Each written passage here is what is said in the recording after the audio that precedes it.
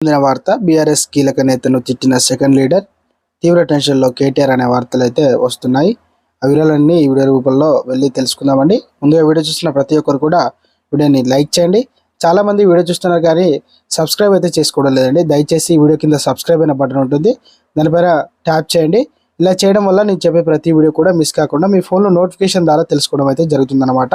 ఇక వివరాలు కనుక వెళ్ళినట్లయితే, పార్లమెంట్ సన్నాహ సమావేశం సోమవారం తెలంగాణ భవన్లో వాడివేడిగా సాగింది. 2019లో జరిగిన లోక్సభ ఎన్నికల్లో బీఆర్ఎస్ నుంచి పోటీ చేసిన కల్వకుంట్ల కవిత ఓడిపోయారు. అయితే ఓటమి గల కారణాలపై ఇప్పటికి వరకు రివ్యూ చేయలేదు. కనీసం ఎమ్మెల్యేలను సైతం ఇక వివరాలు అడగలేదు. ఆ ఎన్నికల్లో అప్పుడు ఎమ్మెల్యేలుగా పనిచేసిన వారిలో కొంతమంది సహకరించలేదని విశ్వసనీయ సమాచారం అందిందనమాట. అదే విషయాన్ని కవిత కూడా సన్నాహ సమావేశంలో స్పష్టం చేశారు. అసెంబ్లీ నియోజకవర్గాల నుంచి సమావేశానికి వచ్చిన సెకండ్ లీడర్లు ఆగ్రహం వ్యక్తం చేశారు. నాటి నుంచి పార్టీలో గాడిలో పెట్టలేదని, దీంతో ఎమ్మెల్యేలు ఎవరికి వారే వ్యవహరించడంతోనే పార్టీ అసెంబ్లీ ఎన్నికల్లో పరాజయం పాలైందని పలువురు పేర్కొన్నారు. నాడు రివ్యూ చేయకపోవడంతోనే లోక్సభ పరిధిలో 7 అసెంబ్లీ నియోజకవర్గాలు బాల్కొండ, కోరుట్ల, జగిత్యాల తప్ప మిగిలిన స్థానాల్లో కోల్పోవలసి వచ్చిందని పలువురు ఆవేదన వ్యక్తం చేయడం జరిగిందన్నమాట.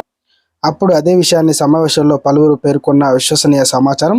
ఓ మహిళ జెడ్పీటీసీ సైతం కేటీఆర్ను తీరును ఎండగట్టింది. స్థానిక సమస్యలపై వినతి కోసం 14 సార్లు ఫోన్ చేసిన కేటీఆర్ ఎత్తకపోవడంతో బాధపడినట్లు సమావేశంలో పేర్కొంది. అలాంటప్పుడు ప్రజలకు ఏం సమాధానం చెప్పుకోవాలని ఆవేదన వ్యక్తం చేశారు. ఇది అవమానం కాదా అని నిలదీశారు. అదేవిధంగా ఎంపీ అరవింద్ అసభ్య పదజాలంతో ఎమ్మెల్సీ కవితను దూషించిన పార్టీ ముఖ్య నాయకులు కనీసం మాట్లాడలేదని పలువురు నాయకులు ఆవేదన వ్యక్తం చేశారు. ఆమె అంశంలోనే పార్టీ అలా వ్యవహరిస్తే తమ పరిస్థితి ఏంటని ప్రశ్నించినట్టు సమాచారం. కేటీఆర్ మాత్రం ఇకపై పార్టీ కేడర్ను అందుబాటులో ఉంటానని, ఏ సమస్యను తన దృష్టికి తీసుకొస్తే పరిష్కారానికి చర్యలు తీసుకుంటామని హామీ ఇచ్చారు. పార్టీ బలోపేతానికి ప్రతి ఒక్కరు అభిప్రాయాలను తీసుకుంటామని భరోసా కల్పించినట్టు సమాచారం అందిందన్నమాట.